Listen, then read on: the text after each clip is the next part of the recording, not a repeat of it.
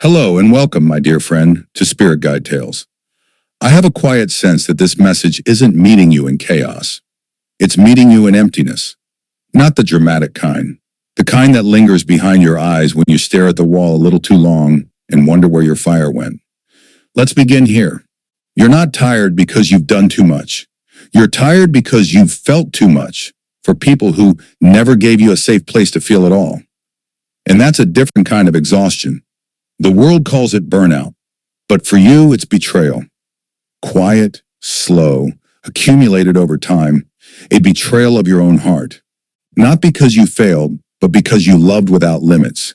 You gave without keeping score.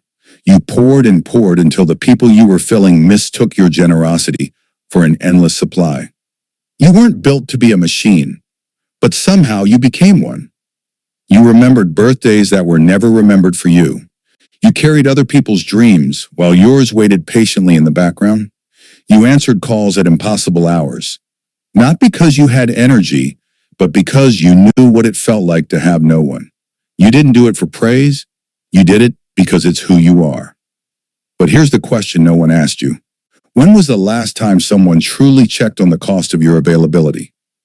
Not a thank you, not a compliment, but a pause, a real moment of concern that asked, are you okay giving this much and receiving so little? When you're emotionally intuitive, spiritually open, and deeply compassionate, you become a magnet for need. People sense that you'll hold space when others won't, that you'll soften when they fall apart, that you won't judge them when they're unraveling. And slowly they forget that you're human too.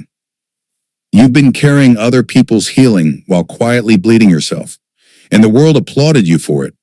They called you strong, selfless, wise, but what you really were was unattended. No one noticed when your laughter stopped being relief and started becoming performance.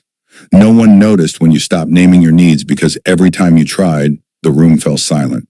No one noticed when your body began whispering warnings. Tight chest, constant fatigue, sleep that never felt restorative. They call that burnout, but it isn't. It's grief. Grief for the version of you who thought love meant overextension. Grief for the part of you that believed if you gave enough, someone would eventually notice you were running out.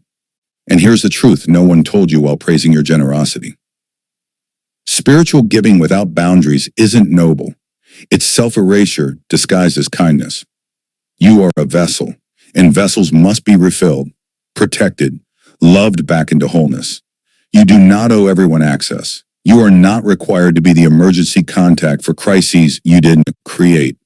You are not obligated to respond to guilt wearing the costume of loyalty. You were never meant to be accessible at the cost of your own well-being. So if you're asking why joy feels distant, why everything feels heavy, it's not because you failed. It's because you abandoned the one person you were never meant to leave behind, yourself. But this is not an ending. This is the pause before reclamation. This exhaustion isn't a collapse. It's a boundary being born. The fatigue isn't asking for sleep alone.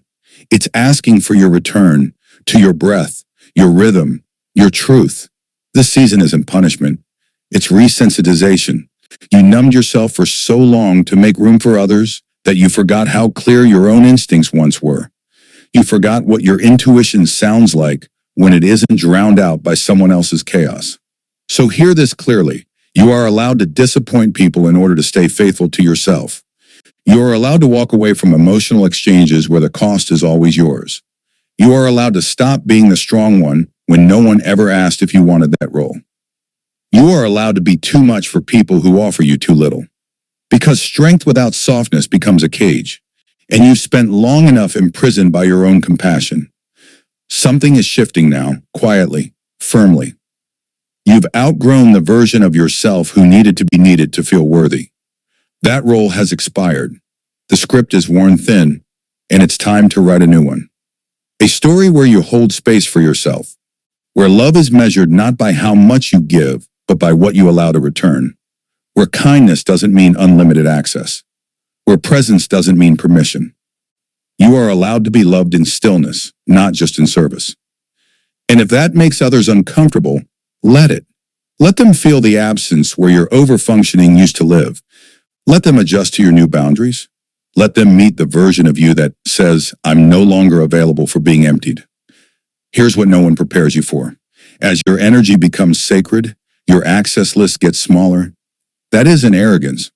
That's stewardship. If you feel friction right now, confusion, grief, or a quiet frustration that no one sees your exhaustion, it doesn't mean you're broken. It means your spirit is calling you home. To yourself.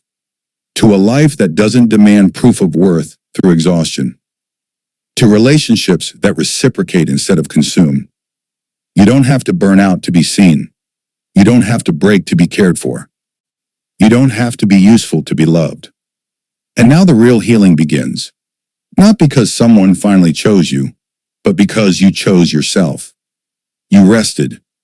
You stopped explaining. You stopped bleeding for people who never offered a bandage. That choice is sacred. So if you feel a little alone, good. The pattern is breaking. If you feel tired, good. The pretending is ending. If you feel disconnected, good. The reconnection has begun. You are not burned out. You are returning. After too many seasons of betrayal disguised as love.